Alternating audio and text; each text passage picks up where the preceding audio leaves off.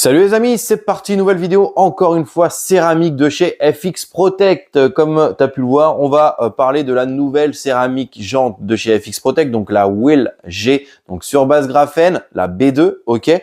Donc ça c'est une toute nouveauté, toute petite nouveauté. Et puis une céramique que je t'avais pas encore parlé, pareil de chez FX Protect, donc ça fait un petit moment, celle-ci qu'elle existe, c'est la Spectral Rain Control, donc tu l'as compris, une céramique vitrage. Concernant les données, les caractéristiques principales de cette céramique jante, on est sur une durabilité de 2 ans, ok. On a une résistance chimique qui va d'un pH 2 à 12, donc voilà. Rien à dire là-dessus. Pareil, lorsqu'on va mettre cette céramique sur une jante, on va rajouter jusqu'à 2 microns d'épaisseur. Et en termes de résistance de température, on va aller jusqu'à 440 degrés. Pour faire le test de cette céramique, comme je te le disais, je vais pas. Le but, je vais pas tester avec une jante montée en température, voir si elle résiste, etc. Ok. C'est surtout pour voir l'application, la facilité de pose. Bon, connaissant un peu les céramiques de chez FX Protect à ce jour, je me fais pas trop de soucis, mais on va voir ça ensemble, ok. Donc, tu te souviens de cette jante-là, c'était une jante que j'avais rénovée. J'avais fait un tuto là-dessus sur la rénovation et la mise en peinture d'une jante. Donc, la jante, elle est neuve, ok. J'ai juste bien évidemment la dépoussiérer. Bien évidemment, si toi tu vas poser ce style de céramique sur tes jantes, il y a toute une préparation comme un polissage carrosserie à respecter. Donc un lavage hard, une décontamination complète, etc. Polissage si nécessaire, bien évidemment. Et puis ensuite tu pourras poser ta céramique. Là, je vais passer un bon coup d'IPA sur toute la jante. Ensuite, pour l'appliquer, moi je vais utiliser ces petits tampons là comme ça. Pourquoi? Parce que contrairement à un applicateur Swedin, avec une Swedin dessus, on va pas pouvoir passer facilement partout. Alors que là, c'est vachement plus simple. On pourra vraiment aller dans les moindres recoins de la jante. Ok, bon allez, c'est parti, je prépare ça et je t'approche la caméra, on teste ça ensemble.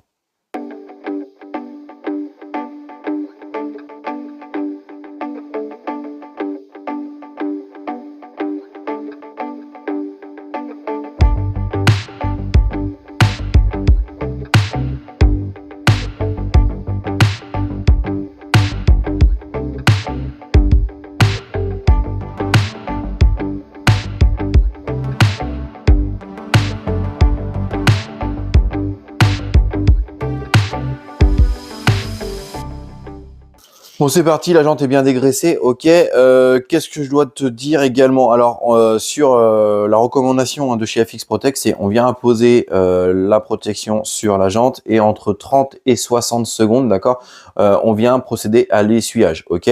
Donc, c'est bien évidemment, c'est en prenant en compte la température intérieure, etc. Qu'est-ce que je voulais te dire également? Tu vois, 30 secondes ou 60 secondes, limite, c'est-à-dire que tu peux poser la céramique complète sur ta jante avant de procéder à l'essuyage. Et ensuite, par contre, n'oublie pas de zone, parce que sur une jante, c'est vachement plus complexe en soi à venir contrôler. Donc moi, je te recommande vraiment de faire un premier essuyage bien poussé de ta céramique sur tout l'ensemble de ta jante. Et ensuite, tu prends une microfilm neuve et tu viens redessuyer partout à droite, à gauche. Vaut mieux essuyer, repasser 3-4 fois au même endroit, d'accord, que d'oublier une zone. Allez, c'est parti, je m'équipe de mon masque et puis let's go pour la pause.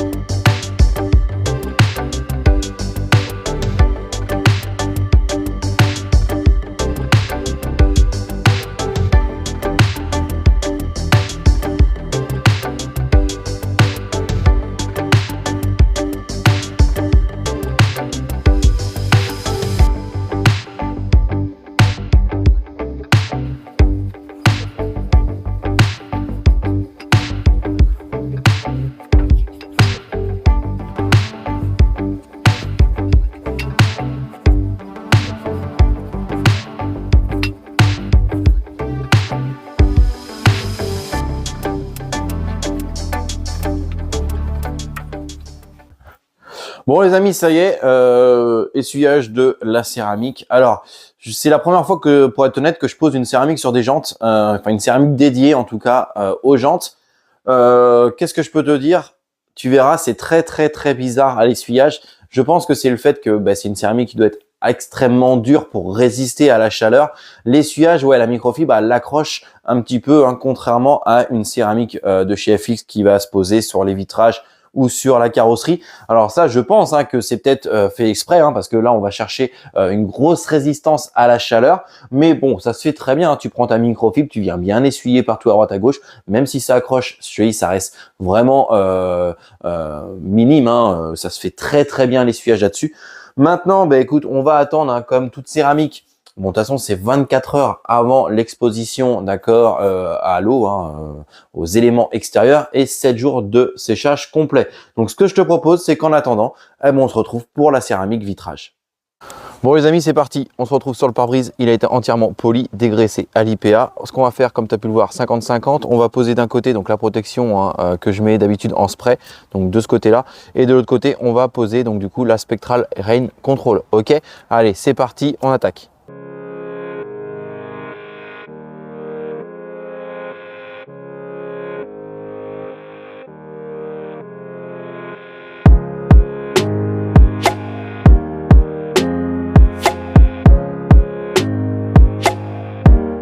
Bon les amis, comme vous avez pu voir, pour l'autre côté c'est ultra simple. Tu viens donc mettre ton spray partout sur la surface à traiter, tu viens essuyer. Et bien là ça va être exactement pareil avec cette céramique, ça va changer de l'application traditionnelle avec un tampon applicateur et une suédine. Pareil, ils te disent tout simplement de venir asperger, donc là tu fais petite surface par petite surface et tu viens essuyer juste après aussitôt. Ok, let's go.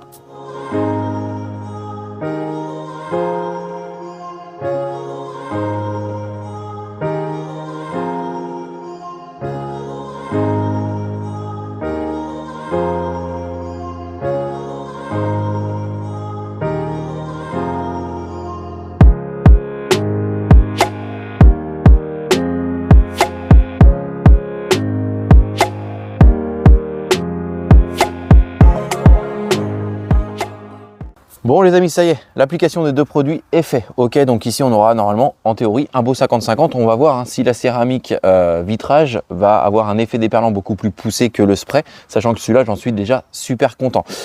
Juste pour vous donner des petites informations, bien évidemment avec le spray tu peux rouler aussitôt. La céramique, la marque recommande 24 heures de séchage avant exposition. Bon déjà si tu laisses sécher une journée complète, il n'y a pas de souci. Ok, puis par contre on verra donc l'effet hydrophobe. A priori avec la céramique on a un effet entre guillemets anti-gel. Alors ça va geler, je te rassure, mais on verra s'il y a une différence entre les deux également. Et puis côté céramique, on t'annonce un effet déperlant qui va arriver à partir de 45 km/h. Ici, moi je la connais par cœur, c'est à partir de 65-70 km/h. Et bien ça, dès qu'il va pleuvoir, on fait un petit tournage vidéo. Bon les amis, je vous avais parlé d'un petit tournage vidéo lorsqu'il allait pleuvoir pour vous montrer si la céramique déperlait bien à partir de 45 km/h. Bien évidemment, comme à chaque fois, c'est toujours comme ça que ça arrive, j'ai pas pu tourner lorsqu'il a plu, les peu de fois qu'il a plu. Donc je vais au moins vous montrer l'effet déperlant déjà d'un côté ou de l'autre, ok. Puis ensuite, en conclusion, je te dirai réellement si les 45 km/h annoncés par FX Protect sont respectés. Alors je le rappelle, à gauche de l'écran, c'était donc le spray de chez Deturner, spray hydrophobe. D'ailleurs, ce que je tiens à dire, c'est qu'on a eu quelques gelées et c'est vrai qu'il a eu du mal à tenir, contrairement à la céramique. La céramique là-dessus, franchement, rien à dire.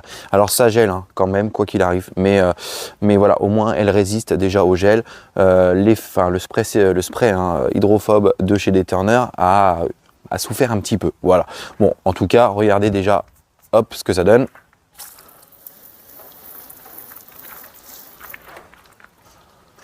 Bon, en soi, rien à dire. Maintenant, on regarde la céramique.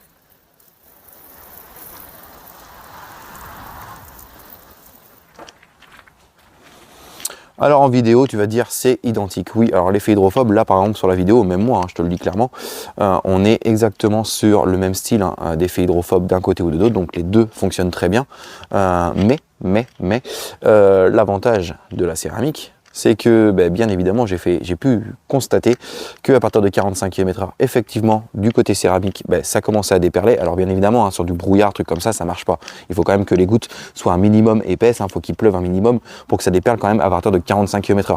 Contrairement du côté de chez Daytona, où là c'est à partir de 55-60 km/h que ça commence à bouger. Donc on a une réelle différence entre la céramique et le spray hydrophobe pour les vitres, ok. Et puis bien évidemment, hein, comme je te le disais, non, je sais pas si je te l'ai dit d'ailleurs, non, mais ça on va en parler en conclusion aussi. On a quand même une durabilité de 2 ans annoncée hein, sur la céramique. Donc vraiment plus important, vachement plus sympa.